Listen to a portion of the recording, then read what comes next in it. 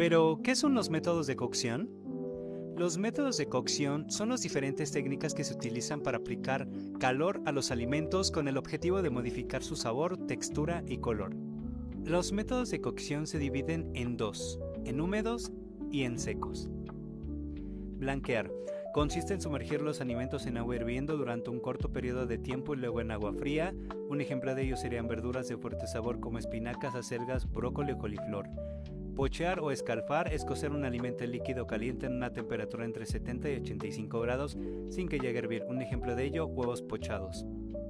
Hervir, cocer los alimentos en un líquido que alcance una temperatura de los 100 grados centígrados. Un ejemplo de ello sería pasta cocida en agua hirviendo con sal.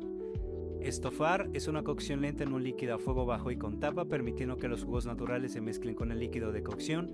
Un ejemplo de ello sería carne de res estofada con verduras. Siguiente es brasear, técnica culinaria que consiste en cocinar alimentos grandes a fuego lento en dos pasos. Primero se dora la comida para sellarla y luego se cocina el líquido. Un ejemplo de ello, costillas de cerdo braseadas en vino tinto. Siguiente, glasear, es cocer un alimento con un líquido, generalmente un caldo o un jugo, que se reduce y se espesa creando un recubrimiento brillante. Un ejemplo, cebollas cambray glaseadas.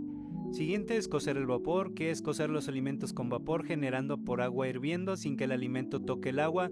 Un ejemplo de ello, dumpling. Los métodos de cocción secos.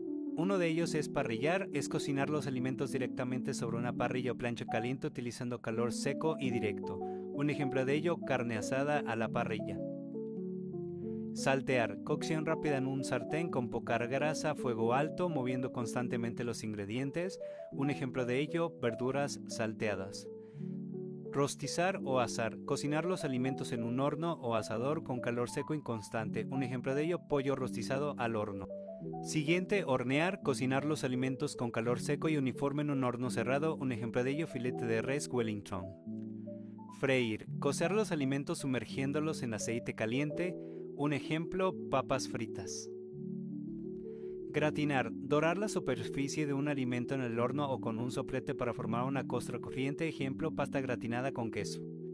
Poelear, cocinar un alimento en una sartén con poca grasa y tapado, permitiendo que se cocinen sus propios jugos. Un ejemplo, pechuga de pollo poeleada.